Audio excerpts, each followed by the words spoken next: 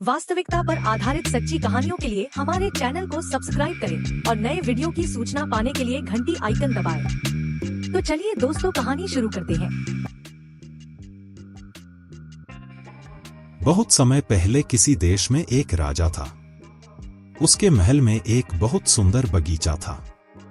वहां तरह तरह के फूल वाले पौधे और कई मीठे फलों के पेड़ थे, लेकिन बगीचे में सबसे आश्चर्यजनक चीज एक सेब का पेड़ था, जिसमें सुनहरे सेब उगे।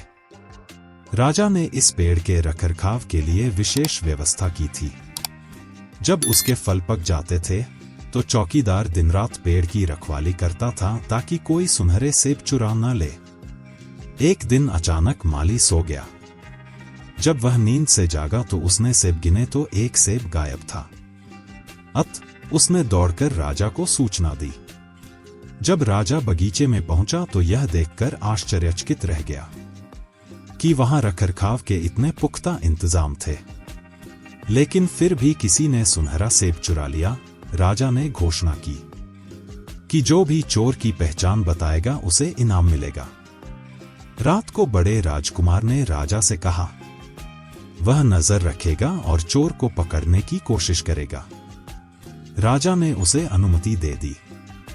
राजकुमार रात को पहरा देने लगा, लेकिन 2 घंटे में ही उसे नींद आ गई। सुबह जब वह उठा और देखा तो हैरान रह गया कि किसी ने रातों रात एक और सुनहरा सेब चुरा लिया है। उसके बाद दूसरा राजकुमार रक्षक का कार्य करता था और वह रात को सोता भी है, और चोर तीसरा सेब भी ले लेता है। राजा को बहुत चिंता हुई कि सोने का सेब किसने चुराया है। यह बात तो दरबारियों को भी समझ में नहीं आई तो वे क्या करें। सभी लोग उदास बैठे थे। इतने में सबसे छोटा राजकुमार आया और बोला कि आज रात मैं पहरा दूंगा। राजा इस राजकुमार से खुश नहीं थे और वह भी उसे मूर्ख समझता था। राजा ने उसे डांटते हुए कहा, तुम क्या सोचते हो? क्या तुम इसमें सफल होगे? आपके दोनों बड़े भाई आपसे अधिक बुद्धिमान थे और असफल हो गए। जाओ अपना काम करो। लेकिन छोटा राजकुमार नहीं माना। उसने राजा से विनती की। दरबारियों ने राजा से कहा, उसे एक मौका दिया जाना चाहिए। अंततः राजा ने छोटे राजकुमार को अनुमति दे दी। रात को पहरा देने के लिए राजकुमार बगीचे में गया और निश्चय किया कि वह सोएगा नहीं। मुझे नींद नहीं आएगी और मैं चोर को जरूर पकड़ लूंगा। आधी रात थी और राजकुमार को एक पक्षी के उड़ने की आवाज सुनाई दी। उसने देखा कि एक सुंदर सुनहरा पक्षी कहीं से उड़ता हुआ आया, एक सेब को चबाया और अपनी चोंच में दबाकर उड़ गया। राजकुमार ने तुरंत निशाना साधा और तीर चला दिया, लेकिन तीर पक्षी को नहीं लगा और वह पंख फड़फड़ाकर उड़ गया। हाँ, यह बात पक्की है। हुआ यूं कि उसका एक सुनहरा पंख टूटकर जमीन पर गिर गया। अगली सुबह राजकुमार दरबार में आया और राजा को सारी कहानी बताई और वह सुनहरा पंख उसके सामने रख दिया। एक बहुत सुंदर पंख। वह इतना कीमती था कि राजा उसे देखता ही रह गया। राजा ने कहा, यदि उसका एक पंख इतना सुंदर है तो वह पक्षी कितना सुंदर होगा। राजा ने कहा, मैं चाहता हूं कि कोई इस पक्षी को पकड़कर मेरे सामने पेश कर दे। वह इस कार्य को पूरा करने के लिए पैदल ही निकल पड़ा। वह पैदल ही एक जंगल में पहुंचा, जहां उसने एक लोमड़ी को एक पेड़ के नीचे आराम करते हुए देखा। मौका देखकर राजकुमार ने अपने धनुष पर तीर चढ़ा लिया। वह तीर छोड़ने ही वाला था कि लोमड़ी ने चिल्लाकर कहा, राजकुमार, मुझे मत मारो, तुम्हें कुछ नहीं मिलेगा। मैं जानता हूं कि आप सोने की चिड़िया की तलाश में हैं। यदि तुम मेरी सलाह मानोगे तो तुम्हारा काम शीघ्र ही पूरा हो जाएगा। शाम के समय यदि आप सीधे इस सड़क से गुजरेंगे तो आप एक गांव में पहुंचेंगे, जहां आपको आमने सामने 2 धर्मशालाएं मिलेंगी। एक धर्मशाला अच्छी तरह से सजी हुई होगी, परंतु उसमें न ठहरें। उसके सामने किसी अन्य धर्मशाला में ठहरें जो देखने में अत्यंत नीच तथा कुरूप होगी। ऐसा करने से आपका काम आसानी से पूरा हो जाएगा। राजकुमार लोमड़ी पर हंसा और उसे डांटते हुए बोला, भाग जाओ यहां से। मुझे आपकी सलाह की जरूरत नहीं है। इतना कहकर उसने तीर छोड़ दिया, लेकिन लोमड़ी बहुत चालाक थी और बचकर भाग गई। शाम को राजकुमार आगे बढ़ा तो एक गांव में पहुंचा, तो उसने देखा कि वहां 2 धर्मशालाएं थी। इनमें से एक धर्मशाला खूब सजी हुई थी और उसके अंदर लोगों के नाचने गाने की आवाजें आ रही थी। दूसरी धर्मशाला बदसूरत और अंधेरे में डूबी हुई थी। राजकुमार सजी हुई धर्मशाला में ठहरे। वह भूल गया था कि वह वास्तव में सोने की चिड़िया की तलाश में था। जब बहुत समय बीत गया और जब सबसे बड़ा राजकुमार वापस नहीं आया, तो बीच वाला राजकुमार सोने की चिड़िया की तलाश में निकल पड़ा। वह भी उसी रास्ते चलते चलते जंगल में पहुंच गया। वहां पहुंचने पर उसे भी वही लोमड़ी दिखाई दी। राजकुमार ने भी लोमड़ी की बात को अनसुना कर दिया। शाम को जब वह गांव पहुंचे तो वहां के नृत्य और रंगों का आनंद लेने के लिए उसी धर्मशाला में रुके। इसलिए उसने ध्यान नहीं दिया और इतना तल्लीन हो गया कि अपना काम भी भूल गया। अंततः उसे घर लौटने की भी परवाह नहीं रही। आखिरकार सबसे छोटे राजकुमार ने राजा से कहा, मैं सोने की चिड़िया की तलाश में जाऊंगा। राजा को यकीन था कि जब उसके दोनों बड़े बेटे सफल नहीं हुए तो फिर कोई सफलता नहीं मिलेगी। जब राजकुमार ने मना कर दिया तो राजा ने उसे अनुमति दे दी।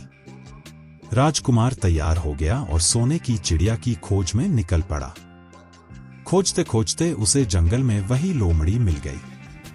राजकुमार ने लोमड़ी की बात पर ध्यान दिया और लोमड़ी से कहा, ठीक है, जैसा तूने कहा है मैं वैसा ही करूंगा। अब तुम जाओ, मैं तुम्हें नहीं मारूंगा। इस पर लोमड़ी ने खुश होकर कहा, तुम सबसे अच्छे लड़के लगते हो। तुमने मेरी बातों का उपहास नहीं किया और मुझ पर बाण नहीं चलाया। मैं तुम्हारे लिए खुश हूं और तुम्हारी मदद करूंगा। तुम मेरी पूंछ पर बैठो और मैं तुम्हें यथाशीघ्र धर्मशाला ले चलूंगा। लोमड़ी की पूंछ बड़ी हो गई और राजकुमार उसकी पूंछ पर बैठ गया। लोमड़ी हवा में उड़ने लगी और थोड़ी देर बाद मैदानों और पहाड़ों को पार करती हुई उसी गांव में पहुंच गई। सलाह पर अमल करते हुए राजकुमार ने पुरानी और छोटी धर्मशाला में एक ही स्थान पर डेरा डाल दिया। वहीं दूसरी ओर वह सजीद जी धर्मशाला से भी दूर रहे। अगली सुबह जब वह उठा और आगे बढ़ा तो कुछ दूर चलने के बाद रास्ते में उसे फिर लोमड़ी मिली। लोमड़ी ने उससे कहा, अब मैं तुम्हें बताऊंगी कि तुम्हें आगे क्या करना है। सीधे जाओ, आपको सैनिकों द्वारा संरक्षित एक बड़ा किला मिलेगा। सैनिकों से डरो मत, बस सीधे अंदर जाओ क्योंकि वे अभी भी सो रहे हैं। तुम निडर होकर महल में प्रवेश करो और उनके कमरों को पार करके उस स्थान पर पहुंचो जहां सुनहरे पक्षी को एक साधारण लकड़ी के पिंजरे में रखा गया है। तुम इस पिंजरे को उठाकर किले से बाहर ले आओ। पिंजरे के पास एक बहुत सुंदर सुनहरा पिंजरा होगा। गलती से भी पक्षी को इस पिंजरे में मत डालना। यदि आप गलती से पक्षी को लकड़ी के पिंजरे से निकालकर सोने के पिंजरे में डालने की कोशिश करेंगे तो बाद में आपको पछताना पड़ेगा। किले के पास पहुंचकर राजकुमार ने देखा कि पहरेदार सो रहे हैं। वह बिना किसी डर के महल में घुस गया और थोड़ी देर बाद सोती हुई चिड़िया के कमरे में पहुंच गया। पिंजरे के पास 3 सुनहरे सेब पड़े थे। इन सेबों को देखकर राजकुमार ने तुरंत इन्हें पहचान लिया कि ये सुनहरे सेब उसके पिता के बगीचे के थे। सोने की चिड़िया इतनी सुंदर थी कि राजकुमार उसे देखता ही रह गया। वह सोने का पिंजरा उठाकर कमरे से बाहर निकलने ही वाला था, तभी उसकी नजर पास में पड़े सोने के पिंजरे पर पड़ी, जो बहुत सुंदर था और उसमें कई तरह के कीमती पत्थर रखे हुए थे। राजकुमार लोमड़ी के बारे में भूल गया और उसने पक्षी को लकड़ी के पिंजरे से बाहर निकाला और सोने के पिंजरे में बंद कर दिया। जैसे ही पक्षी सोने के पिंजरे में घुसा, जोर जोर से चिल्लाने लगा। राजकुमार अभी पिंजरा लेकर कमरे से बाहर भी नहीं निकला था कि उसे एहसास हुआ कि कई सैनिक कमरे में घुस आए हैं और राजकुमार को पकड़ लिया। अब राजकुमार को अपनी गलती का एहसास हुआ। उसे लोमड़ी की बात याद आई, लेकिन अब क्या हो सकता था। सिपाही उसे खींचकर राजा के दरबार में ले गए। राजा के पूछने पर राजकुमार ने सारी बात बता दी। राजा ने कहा कि तुम मेरे महल में चोरी करने आए हो, मैं तुम्हें माफ नहीं कर सकता, तुम्हें मौत की सजा दी जाएगी। लेकिन मैं तुम्हें एक मौका देता हूं, अगर तुम मेरे लिए सोने का घोड़ा लेकर आओ तो मैं न केवल तुम्हें जाने दूंगा, बल्कि इनाम के तौर पर सोने की चिड़िया भी दूंगा। राजकुमार को अपनी जान बचाने के लिए राजा की शर्त माननी पड़ी। अब वह सोने के घोड़े की खोज में निकल पड़ा। जब वह किले से बाहर आया तो उसने लोमड़ी को अपना इंतजार करते हुए पाया। उसने लोमड़ी को सारी बात बता दी। लोमड़ी बहुत गुस्से में थी। उसने निराश होकर कहा, मैं तुम्हारी मदद नहीं करूंगी। जैसा मैंने कहा था वैसा तुमने नहीं किया। यदि तुमने मेरी बात मान ली होती तो तुम इस मुसीबत में ना पड़ते और तुम्हें सोने की चिड़िया मिल जाएगी। राजकुमार ने कहा, मुझे माफ कर दो, मुझसे काम में गलती हो गई है। आपकी सहायता के बिना मैं यह नहीं कर सकता। राजा ने मुझसे एक सुनहरा घोड़ा लाने को कहा है, नहीं तो वह मुझे फांसी पर लटका देगा। लोमड़ी ने कहा, अच्छा, मैंने तुम्हें माफ कर दिया। तुम ऐसा करो, मेरी पूंछ पर बैठ जाओ, सीधे चलो, कुछ दूर जाओ और तुम्हें दूसरा किला मिल जाएगा। उसी महल के अस्तबल में तुम्हें एक सुनहरा घोड़ा बंधा हुआ मिलेगा। महल में सभी सेवक सो रहे होंगे। चुपचाप जाओ और घोड़े को खोल दो, लेकिन एक बात याद रखना कि घोड़े पर 2 काठियां लगी होंगी। उनमें से एक पुरानी चमड़े की काठी होगी और दूसरी सुनहरी काठी भी सोने की होगी। तुम्हें अपने घोड़े पर किसकी चमड़े की काठी बांधकर किले से बाहर दौड़ाना चाहिए? राजकुमार ने वादा किया कि मैं भी ऐसा ही करूंगा। और वह वहां से चली गई। राजकुमार सीधे गेट से महल में दाखिल हो गया। वह अंदर गया तो देखा कि सभी नौकर सो गए हैं। कुछ ही देर में वह किले के अस्तबल में पहुंच गया, जहां एक अत्यंत सुंदर सुनहरा घोड़ा खड़ा था। राजकुमार ने जाकर देखा तो घोड़ा सचमुच सुनहरा था। इतना सुंदर घोड़ा उसने कभी स्वप्न में भी नहीं देखा था। उसने आगे बढ़कर घोड़े को खोल दिया। जैसे ही वह बाहर जाने लगा, उसकी नजर कोने पर पड़ी एक सुनहरी जीन पर पड़ी। यह जीन बहुत सुंदर थी और हीरे मोतियों से जड़ी थी। इसके बगल में चमड़े की एक फटी हुई पुरानी जीन पड़ी थी। राजकुमार को इतने सुंदर घोड़े पर फटी पुरानी जीन रखना अच्छा नहीं लगा। उसने सुनहरी काठी उठाई और घोड़े पर बांधने लगा। इससे घोड़ा जोर से हिरन करने लगा, जिससे किले के नौकर जाग गए और कुछ ही देर में उन्होंने राजकुमार को पकड़ लिया और राजकुमार के हाथ बांधकर सिपाहियों ने उसे राजा के सामने पेश किया। राजा ने सारी बात सुनी और कहा कि तुमने मेरा घोड़ा चुराने की कोशिश की है, इसलिए तुम्हें फांसी दी जाएगी। लेकिन अगर तुम मेरे लिए एक काम करो तो मैं तुम्हें छोड़ सकता हूं। यहां से कुछ दूरी पर एक सुनहरा महल है, जहां एक सुंदर राजकुमारी रहती है।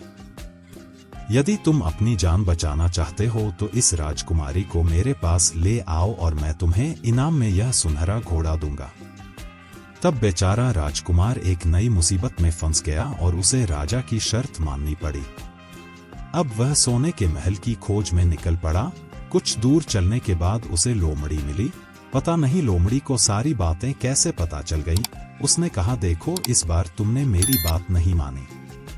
अगर तुम मेरी बात सुनोगे तो ये नई मुसीबत आप पर नहीं पड़ेगी। खैर, मुझे इसके लिए खेद है। मैं तुम्हारी मदद करूंगा। चलो, मैं तुम्हें सोने के महल में ले चलता हूं। तुम्हें महल के बाहर कहीं छिप जाना चाहिए। शाम को जब राजकुमारी तालाब में स्नान करने जाए तो तुम आगे बढ़कर उसका हाथ पकड़ लेना। राजकुमारी तुम्हारे साथ चलने को राजी हो जाएगी। लेकिन एक बात याद रखना, तुम वहां से इसे अपने साथ ले आना। उसे महल में वापस मत जाने दो। वह तुमसे कहेगी कि मैं अब अपने माता पिता से मिलने जा रही हूं। लेकिन उसकी बातों में न आए, नहीं तो आप फिर मुसीबत में पड़ जाएंगे। यह कहकर लोमड़ी ने फिर से अपनी पूंछ फैलाई और राजकुमार उस पर बैठ गया। यह देखकर लोमड़ी हवा में उड़ गई और कुछ देर बाद सोने के महल में पहुंच गई। महल में पहुंचते ही राजकुमार एक पेड़ के नीचे छिप गया।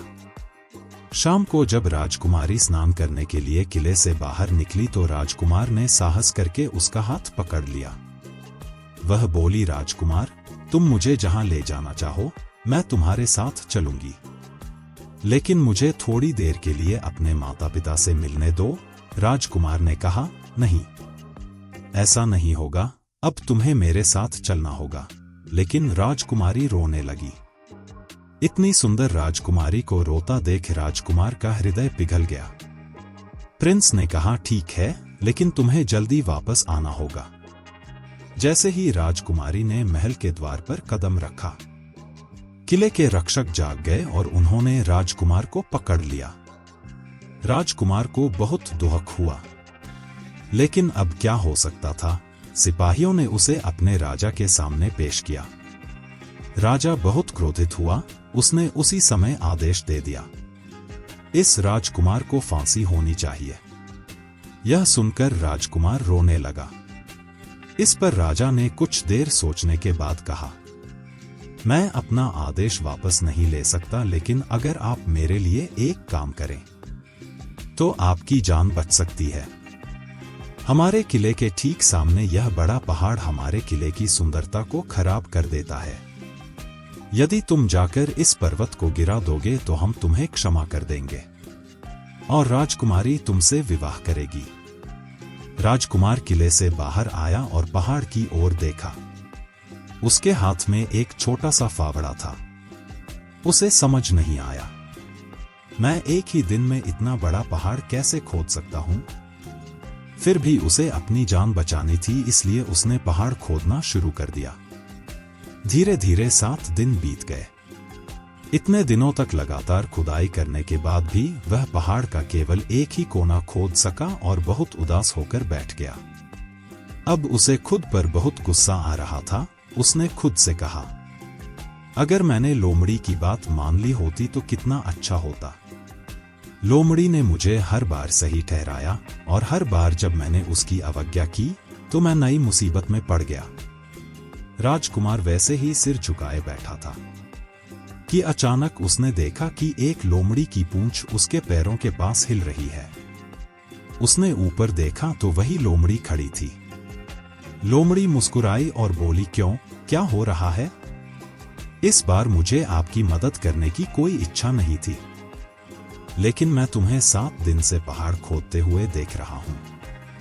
मुझे तुम पर तरस आया और मैं तुम्हारी मदद करने आया। जाओ, तुम बहुत थके हुए हो, सो जाओ, मैं थोड़ी देर में तुम्हारा काम पूरा कर दूंगा। इस बार राजकुमार ने निश्चय कर लिया था कि अब लोमड़ी जैसा कहेगी मैं वैसा ही करूंगा। वह चुपचाप उठा और एक तरफ सो गया।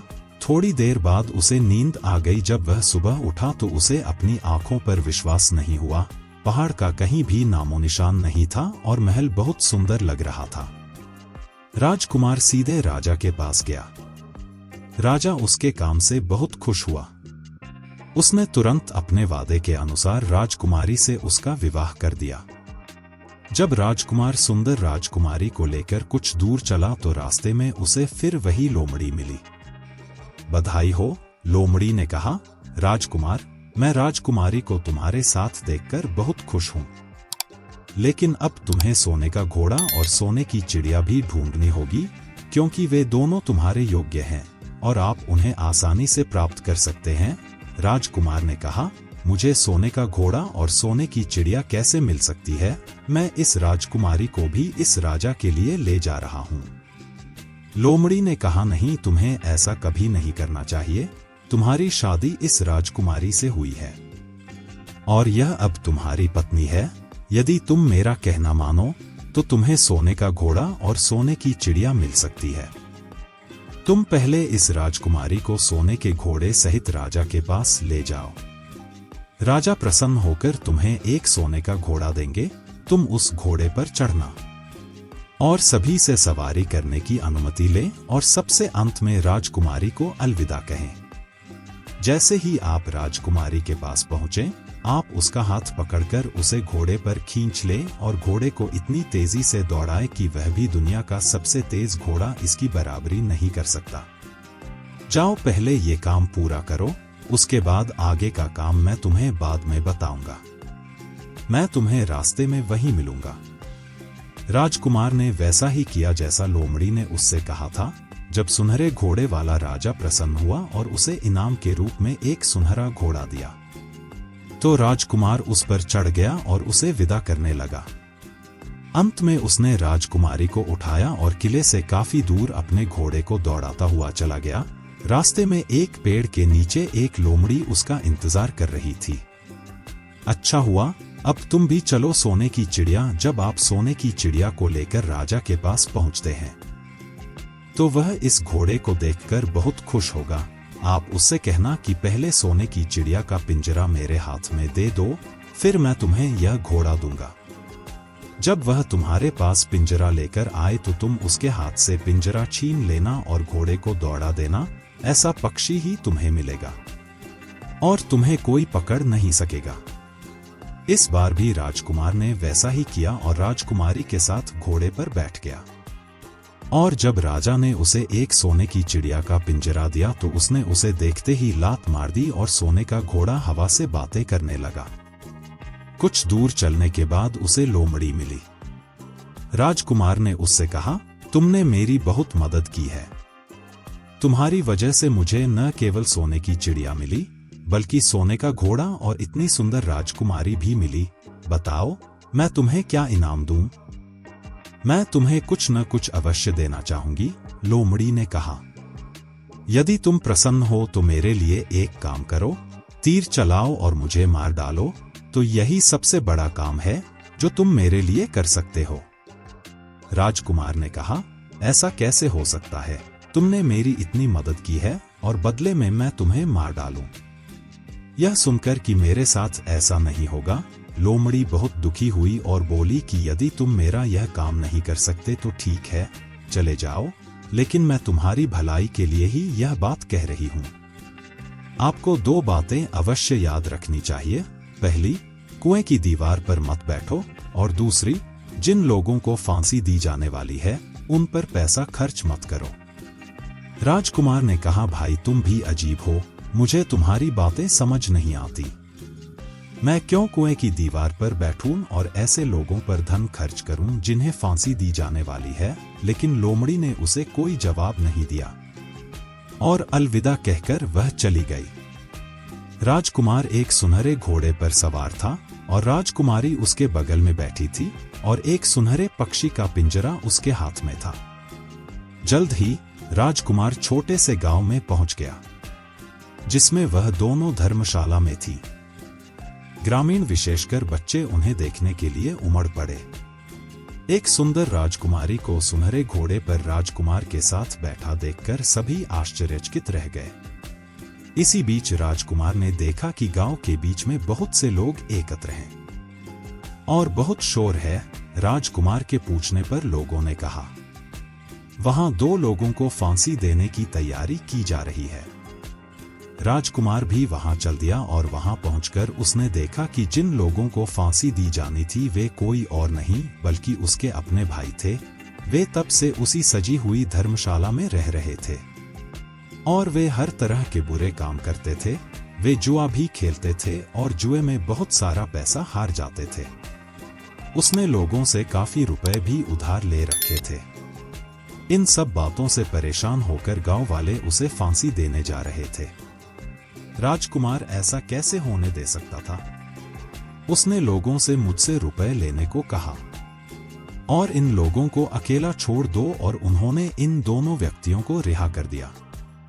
राजकुमार ने अपने भाइयों को बचाया और आगे चला गया। कुछ दूर चलने के बाद उसे जंगल में एक कुआं दिखाई दिया।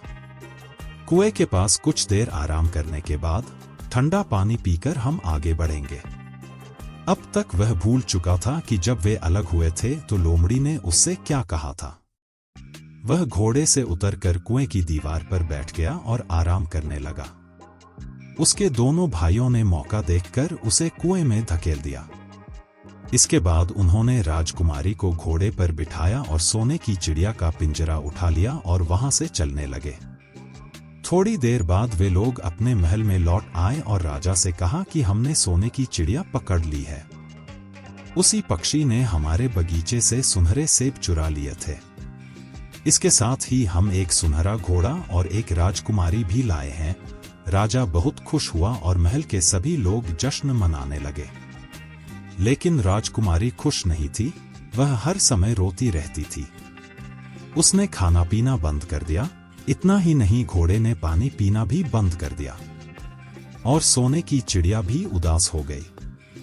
राजा ने बहुत कोशिश की लेकिन राजकुमारी खुश नहीं हुई और न तो सोने का घोड़ा और न सोने की चिड़ियों ने अनाज खाया। इसी बीच छोटा राजकुमार कुएं में गिर गया, लेकिन उसकी मौत नहीं हुई। कुआं काफी गहरा था, लेकिन उसमें पानी बहुत कम था। वह कुएं में बैठ गया और खुद को पीड़ा देने लगा। अब उसे फिर से उसी लोमड़ी की याद आई और वह पछताने लगा कि अगर मैंने उनकी बात मान ली होती तो मुझे परेशानी नहीं होती। जैसे ही राजकुमार को लोमड़ी की याद आई, लोमड़ी आई और बोली, देखो राजकुमार, मैंने तुमसे पहले ही कहा था कि कुएं की दीवार पर मत बैठो और उन मनुष्यों की सहायता न करना जिन्हें फांसी पर चढ़ाया जाना हो। लेकिन तुम नहीं मानते। कोई बात नहीं, अब मैं आखिरी बार तुम्हारी मदद करूंगा। मेरी सांस लो और कुएं से बाहर आ जाओ। यह कहकर लोमड़ी ने अपनी पूंछ कुएं में लटका दी। पूंछ इतनी लंबी हो गई कि वह कुएं की तलहटी में पड़े राजकुमार तक पहुंच गई। राजकुमार ने उसे पकड़ लिया और कुएं से बाहर आ गया। लोमड़ी ने उससे कहा, अब घर जाओ, लेकिन सावधान रहो, तुम्हारे भाई तुम्हारी जान के दुश्मन हैं। वे लोग तुम्हें ढूंढ रहे होंगे। राजकुमार घर की ओर चल दिया।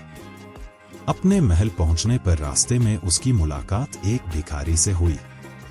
उसने अपने सुंदर कपड़े भिखारी को दे दिए और उनके स्थान पर पुराने कपड़े पहनकर वह अपना ठिकाना बदलकर अपने किले में पहुंच गया।